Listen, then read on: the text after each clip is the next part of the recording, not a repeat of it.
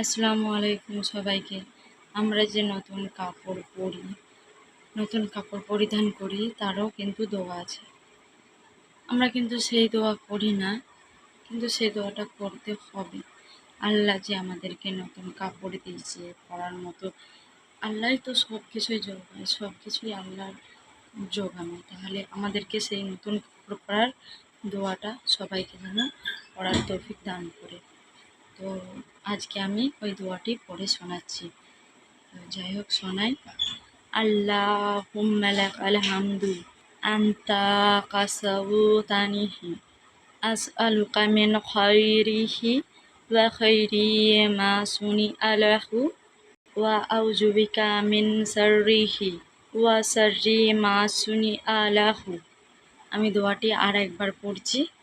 আল্লাহুম্মা লাকাল হামদু আনতা কাসাউতানিহি আসআলুকা মিন খায়রিহি ওয়া খায়রি মা সুনিআ লাহু ওয়া আউযু বিকা মিন শাররিহি ওয়া শাররি মা সুনিআ লাহু।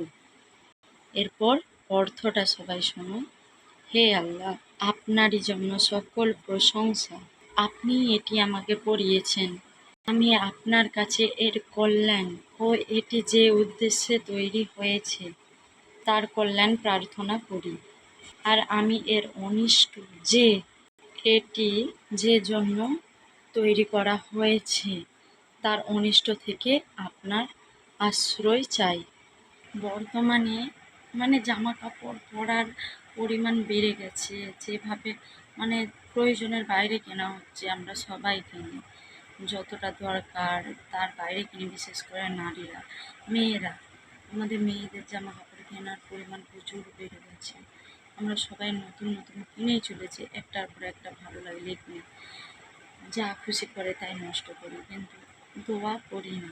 তো এই দোয়া আমাদের সবাইকে বেশি বেশি করে পড়ার তৌফিক যেমন আল্লাহর কাছে সবাই দোয়া করে যেমন তৌফিক দান করে, আর গুনার হাত থেকে যেমন বাঁচায়।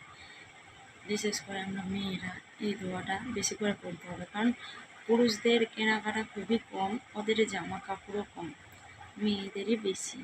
তো এই দোয়াটা বেশি করে মেয়েদের মধ্যে ছড়িয়ে দাও। আজকের মতো আল্লাহ হাফেজ।